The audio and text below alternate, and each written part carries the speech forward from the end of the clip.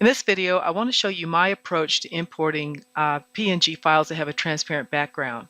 So the way to do it is to use this icon up here. You can also use file import, but you don't want to use place image because that will not provide the automatic tracing of the shape. So again, you can use file import or just click on this icon and then select your shape. And then I'm going to use this one that has extra space around it. In fact, I specifically want to use this one. And the reason I'm doing that is because I want to illustrate that when you first bring it in, you can see the bounding box follows right along the border of the shape. If I come down here and I select just the print layer, then you're going to see what this original PNG had based on whatever program created this PNG file. So this sometimes happens that you'll find one to download for free, or you'll buy one, or even you yourself in whatever software you're using. You won't realize that when you're exporting the PNG file, it's including the document area that was set up for that particular PNG file. So, and some programs will automatic crop it, and this one does in the sense that when you bring it in and it's added that cut line, it comes back and it puts that bounding box around it so that you can resize it. Now, you don't want to ungroup this. If you need to do anything to the cut line or do some extra stuff, make a copy, do a copy and paste of this import, and then you can do all the modifications you want to, to that cut line. You can delete the print line and then modify the cut line, whatever, and then drag it back into this folder. Okay.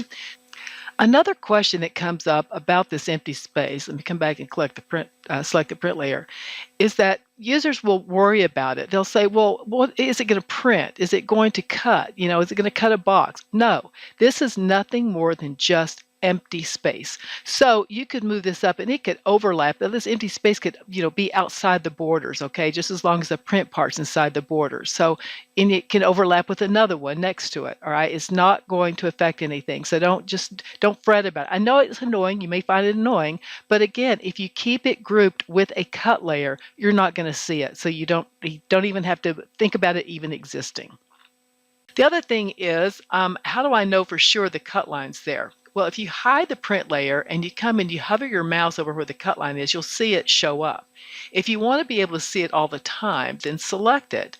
And on the Fill and Stroke panel, come down here to Stroke, okay, and change it to Color. And then it should become black by default. Or you can click this and change the color. But now then you can see it all the time.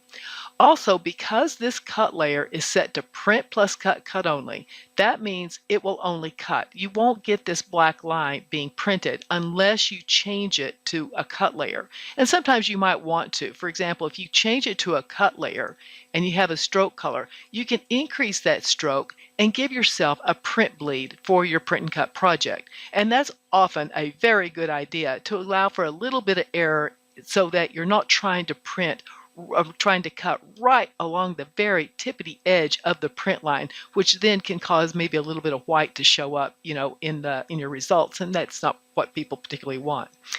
Another thing I want to talk about is, let's come back and turn on print, is that when you go to the preview window, and often when the groups are trying to help people, we'll say, can you show us the preview, but only show us the cut lines? And when we say that, that means that you don't want to come along here and mark every single one of these. What we want you to do is to show, we might want you to show the printable. Okay, that's great. But then when you turn off the printable, you can better see exactly what's going to cut. And on some of these files that come from like Etsy, and the person, the designer, designed them for printing only and not for cutting, you'll see these Photoshop sprays. So you'll see like this little red, you'll see like hundreds of these little red dots all the way around the shape, and all of those are going to try to cut out in your cutter. And then at that point you can make the decision whether or not you want to edit that particular cut line. And if you do need to edit that cut line, that's where we come back and we say, you know what, make a copy, select all this, make a copy of this particular, or you can just select the cut line and make a copy and paste of it, and then make sure that that new cut line, in fact I'll do that right now, I'm going to go to Edit, Copy, Edit, paste in place. So it's right on top of it. And now then you'll see it's outside this group. So I can hide this group, take just this cut line, this copy that I made, and do any editing to the nodes, or if I want to add a shadow layer, or I want to delete, a bunch of the little, extra shapes that are around it, or I want to, maybe there's the shapes on the inside, and then if you see a lot of little shapes on the inside, you can come to the style panel and just turn on blackout, and that will eliminate any of those little dots that are inside the shape. Then once you have your new cut line ready, you can come down and you can drag it into this folder, okay? And then the one that, and then turn it back on so I can see it. And then this prior one, the original one, you can hide it or delete it. You don't need it anymore. And then this will be your new cut line. So that's kind of an important thing to remember also. So anyway, that's kind of what I wanted to show. And then if you have any questions about any of this, please let me know.